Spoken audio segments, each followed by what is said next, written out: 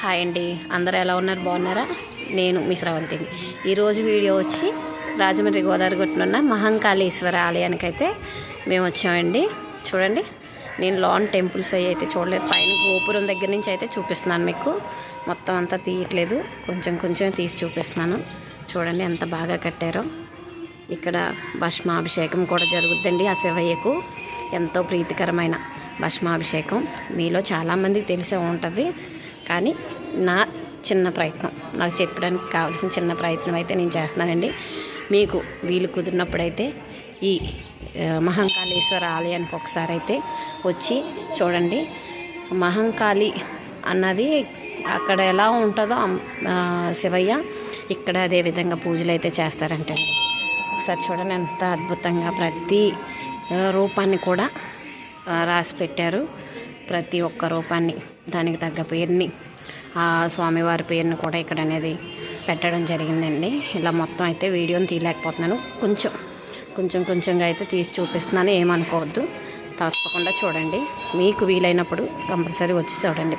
చూడవలసిన ప్రదేశంలో, రాజమండ్రిలో చూడవలసిన ప్రదేశంలో ఇది ఒకటండి, మహంకాళేశ్వర ఆలయం.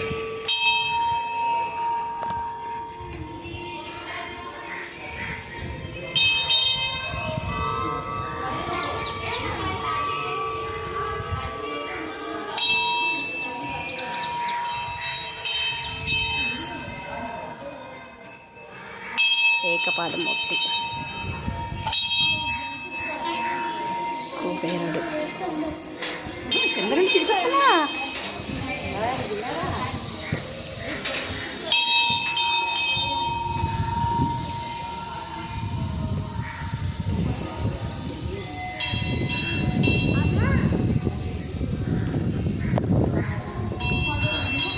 ఈరోజైతే సోమవారం కదండి, అమ్మవారికి స్వామివారికి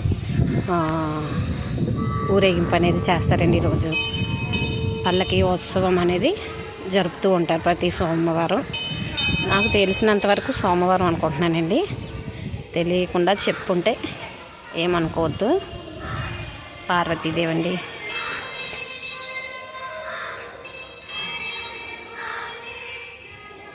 బాలా త్రిపుర సుందరి, గాయత్రీదేవి,